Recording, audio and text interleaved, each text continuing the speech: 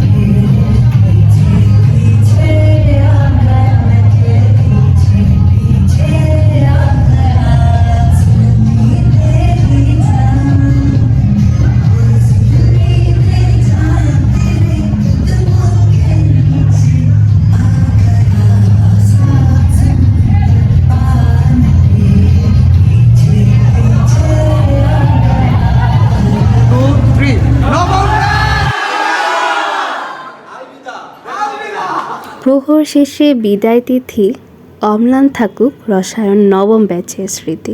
দিন শেষে এটাই বলবো যে যেখানেই থাকুক না কেন, ভালো থাকুক রসায়ন নবম ব্যাচ।